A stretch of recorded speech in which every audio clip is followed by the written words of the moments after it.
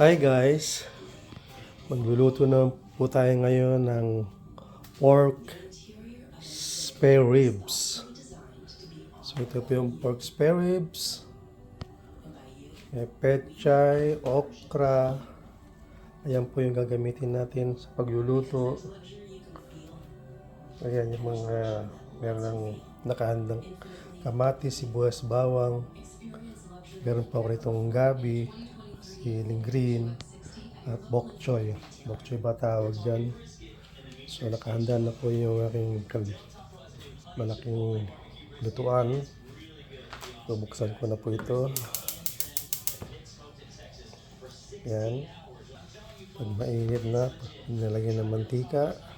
Ngayon po may mantika na. Meron pa ako natitirang okra. Mamaya po ilalaga ko to. Taong-taong po yan sa bagong. Sa bagong na may sili. Yan po, nilagyan ko ng bawang, sibuyas, kamatis. Ito po ang gabi, papalambutin ko lang po. Ito po yung magsisilbing palakot sa sinigang. Pwede mo ilagay yung ribs. Ayan. Haluin na konti. Pag po ng mga ilang minuto. Po ako nagtataka kayo bakit meron ng bok choy at pechay. Kasi konti lang po yung pechay ko. Kaya lagday ko ng bok choy. Pampadami ng gulay.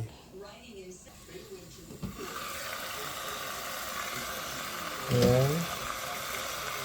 Naglagay po tayo ng tubig. Ayan po natin lumambot. Pag lumambot na, pwede nang sunod ang mga gulay. Lagyan po natin ng konting asin, konti lang po. Tapos black pepper, konti lang. Haluin. Ayan.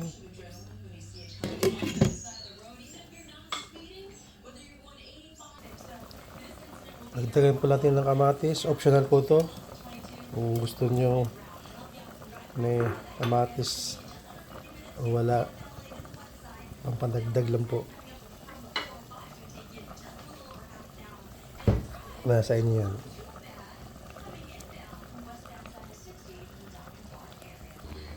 Malambot na yung gabi. Tatanggalin ko na. Tapos dudurugin nyo po yung gabi. Ayan. Tapos yung pinagkulo niya, sama nyo na. Ayan. Sasalin na po natin yung dinurog na gabi. Ito. Ayan na po yung gabi. Haluin lang po natin. Yan po mag-isibling palapot sa sabaw. So, ilagay na po natin yung tamarind soup powder.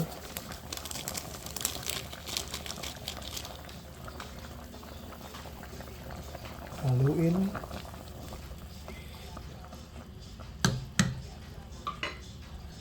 Takpan.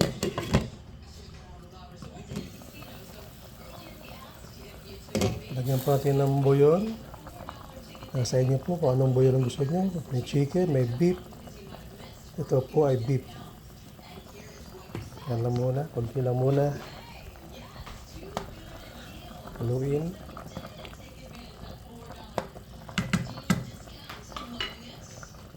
Sabay ko na po yung sili. Ayan. Takpa. Sunod ko yung okra. Ayan.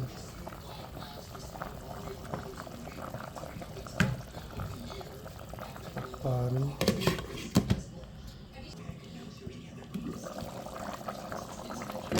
Ilagay na po natin yung pechay.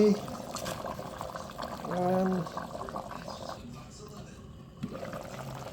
Sunod na pa natin itong isang gulay. Ayan. Takpan.